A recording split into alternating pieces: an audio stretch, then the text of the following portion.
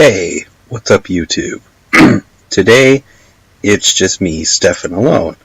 But I'm going to be showing off a few of the replays from when I was playing in the Yuginono Cup.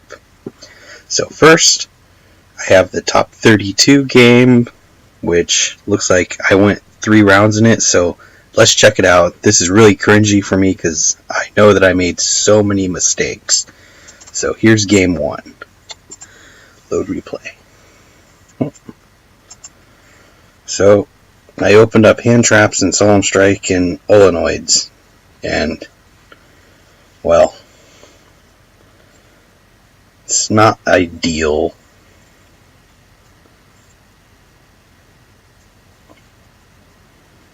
But, set 3 in a dupe frog. That's what the deck does. Then I drew a dupe frog, but he had the ash, and I struck it. So it was a pretty interesting matchup, because dinosaurs was one of my greatest fears in the matchup, and I believe I'd faced this deck earlier in the tournament, so, I kind of knew what I was going up against. But, yeah, made the Mistar Boy just to get over his True King. And, boy, yeah.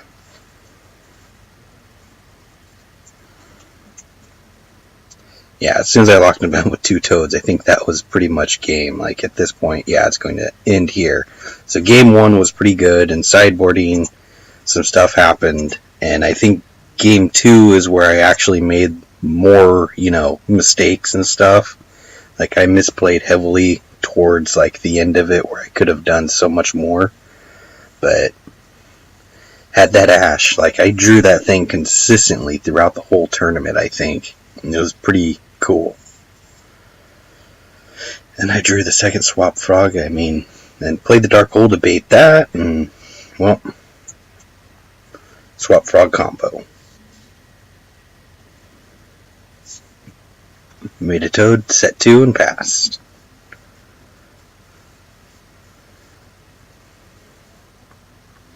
Yeah, Ultimate Conductor takes down this deck, and, it's not an ideal matchup.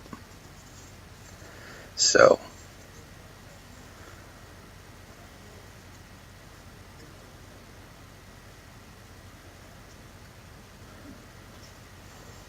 I think the play where I made the mistake is coming up here. I was doing the math in my head, and I think it's when I make the Mistar Boy, I go even further for some reason.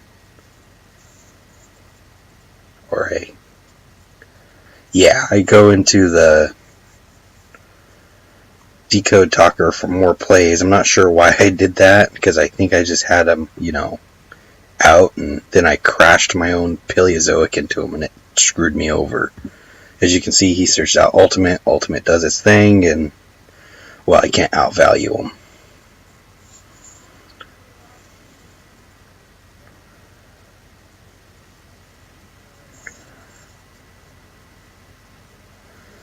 Not sure why I didn't target the Ultimate Conductor. I think I was just afraid of the big plays. So. But then game 3 is where I think I got him. Right there. Yep. I drew a really bonkers hand going first, and I used the blue boy to try and out any hand traps he might have had. So, and there was none, so. Toad plus Judgment plus, anti-spell plus all this just kind of doomed my opponent, especially with me backing it up with Toad. This is the play right here that, set it, because the Twin Twisters grab right there was just so good.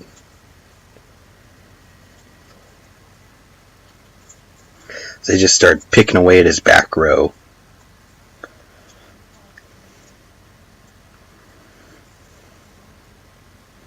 Then on his draw step, bam, I discard, take out 2, and he's just left with an Ultimate Conductor. They can't do anything. And I'm just riding that value town off of the Toad. And this is just to do the one-turn kill play so that I knew that I won for sure. I think just Miss Starboy plus Toad would have killed him, but I went a little further. But so that was top 32. Then I made it to top 16, which is right here. And this was another deck that I had faced, and I lost the first time around that I faced it. And like this time around, I just had like the bonkers hand, and he didn't draw the best hand ever against me. So like this is Magic Bullets are like, or Magical Musketeers. They're my silver bullet. they make life not happy for me. So this is just to make the javelin because I thought, oh, I'm just going to make damage, and if he draws a monster or whatever, he outs it, and if he doesn't, he doesn't. Like, 1600 gets over most of their stuff. And so he outed it, and I still had the Mind Crush, which I never think I got to resolve on him, which was a little sad. Yeah, then he Twin Twistered me. But yeah, this was a kind of a grindy game. Like, neither of us could gain enough steam. Then that was where I misplaced my Toad. I made the biggest mistake I ever made. So he searches that trap, and that trap is probably going to be his demise, as you'll see coming up here, because I set a run tone that I peeled off the top, and so he activates that to try and destroy my thing, but I think he forgot that, it has to be face up to destroy it, and he had to destroy his own card. Then this is where I just make the blue Exceed Paleo, and it just pretty much seals the game for him, because the deck can't. Once I get this thing out, typically in a game, I can end it if I play it right, because you're just tridenting something every turn, So.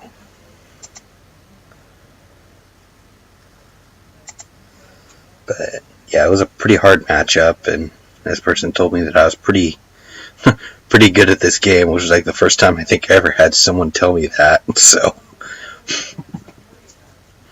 you're a really skilled player. No, just lucky. So we'll go into game 2. In game 2, like, I drew a fairly decent going second hand, in my opinion. Like, I had the Kaiju, which was super ideal because I just didn't want any of his hand stuff to go off. And then from there, I was able to just outvalue.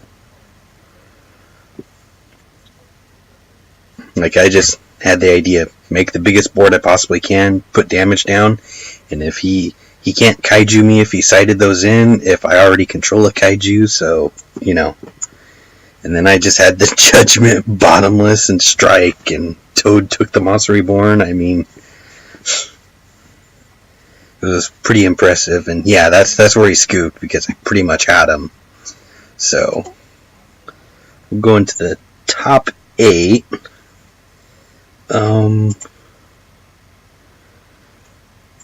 This is where I faced Yang Zing Metalphos.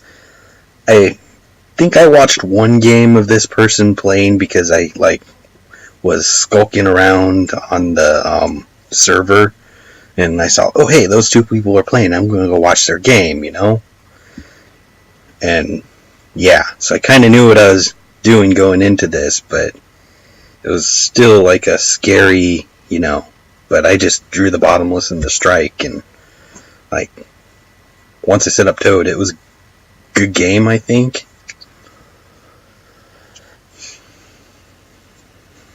Because I just keep valuing it out. I think I banished the whole Frog Engine with the Desires I played, though, so it was, wasn't ideal.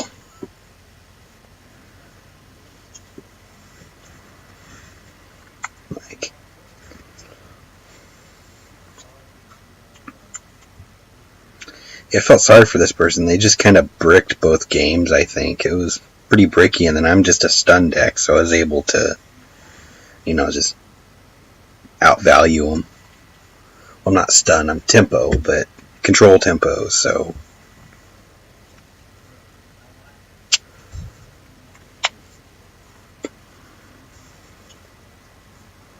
They still fought with a bricky hand, though, so...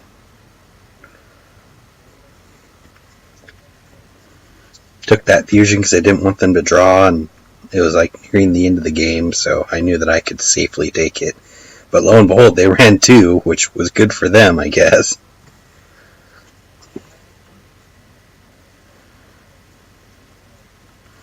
But make that javelin and win. And then I can't really remember game 2 or even game 1. Like, this matchup really didn't give me a very, oh yeah, this person, I remember them saying that they drew the Mare, which is just terrible. So you don't want to draw that card. You want to, cheat it out of the deck or something with a Yang Zing. And they just didn't get to. But yeah, I had the whole annoyance. I had everything, man.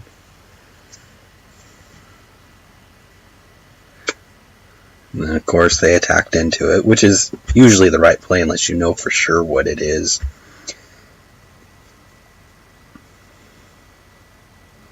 And of course, I mind crushed them, and that.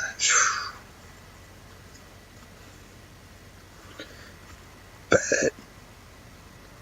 of course, value desires for more cards. Didn't banish the whole engine this time, so that was nice. But, man, I have the Dark Hole, the board wipes, I have everything. And then I didn't set them because I was afraid that, because if it gets, it just didn't, or no, I couldn't set them, yeah, because it's an engrave effect. God. But, yeah, that D barrier was definitely impactful. I think, yeah, this is where I make the blue paleo, and then I bottomless them and get another Paleozoic, and like bottomless put a lot of work in this tournament, and this was back when I had the theory that bottomless was better than torrential. The theories kind of flip-flop where now I just think of it in different matchups, it's better. Like if I know that the opponent's playing Snow, I'll try and bottomless her because just she outvalues this deck so much. Like, she just sets your cards face down, and Fairy Tale Snow is just busted against my deck. And I think here I just make a huge, topologic play and blow up his board.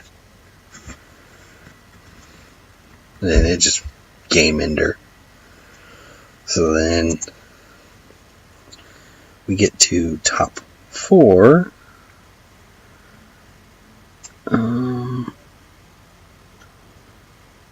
Did I not save? Oh, there it is. Round 1, top 4. Some of you, if you actually watched the stream, have already watched this matchup and like had the commentary of Yuginono doing it, but I'll still show it because like I had everything. Like I don't think I let Union Hanger resolve once. This is where I screwed up and tried to bottomless the Genius, and that was kind of tilting. I was stressed out. Like towards the end of this tournament is where I started making the huge misplays because I just wasn't reading cards and was just going by pure, instinct, which is terrible. And that was there to dampen the blow, which it worked. And then at this point, I kind of knew that was a strike because I lose this game. Like, I tried to make the Mrs. Radiant and things, and he's like, when we're playing face-to-face, he's like pausing every so often, so I knew that was a warning strike or something that was going to stop me.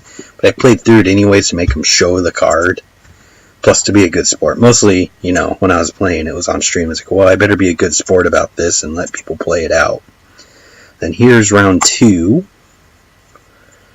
or game 2, and I open up with 2 barriers and a desires, and set 4 pass. There it is again. No Union Hangers. Like, I think the theory I have with this deck is if you have a card that you want to stay face up, this deck won't let you keep it face up typically. And also, I waited on the Silver Gadget's activation of its effect because I knew if I struck it too soon, I thought it was a possession effect. I couldn't remember. Yeah, just... Come on. So...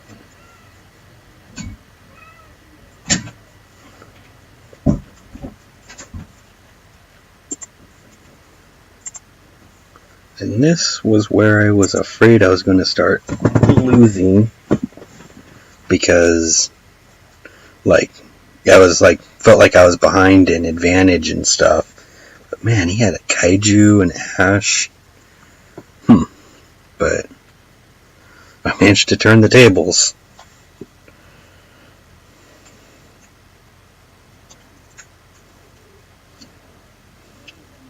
Part of me knew I probably should have taken that Ash with the Toad, or stopped it so I could have something, but then it just, I knew I had enough back row that if he Kaiju'd me, I could just, win. So, I wasn't letting field spells resolve. And then, game 3, I had to go second, and I drew, the brick hand. This is not a hand you want to see at all. I was getting super nervous. I was like, oh no, I drew a crap hand. But apparently he had also drawn a terrible hand too, so it wasn't too bad.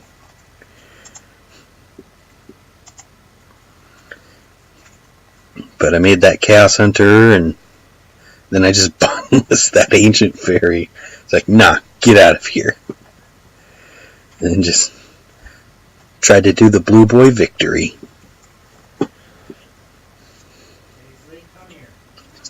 So, I think I ended up winning. Yeah. I had damage on board and I wasn't going to special summon. So, then we get into the top 2, which is where I finally got my loss. Well, where I finally got knocked out, which was fine.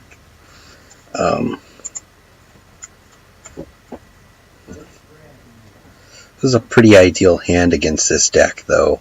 I mean, I was able to stop one thing, but the deck just couldn't draw any power.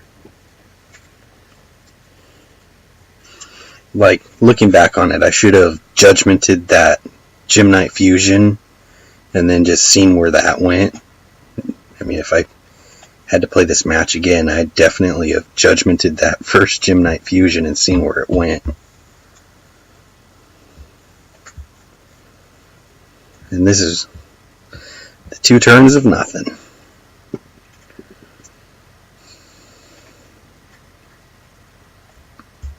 And he makes a freaking Gymnite Armades is pretty much it. So that thing has an Armades effects. Doesn't let you use effects during the battle phase and when it attacks. And that was it could have been Swap Frog in my hand and that would have turned this whole game around. Because it would have just given me access to an immediate Toad and would have had negation with a hand trap and not a dead Ronin, because this is where they go off and pretty much kill me with the combo. And I foolishly Ogre whenever Gymnite Phantom Core because I thought that I didn't realize that Block Dragon had the protection effect. I kind of got that tunnel vision when I was playing, and it was pretty bad. So if I held that Ogre off, I think I could have done more.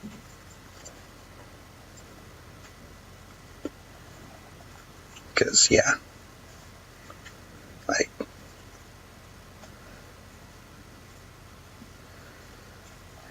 There was the game 1 loss, and then game 2, I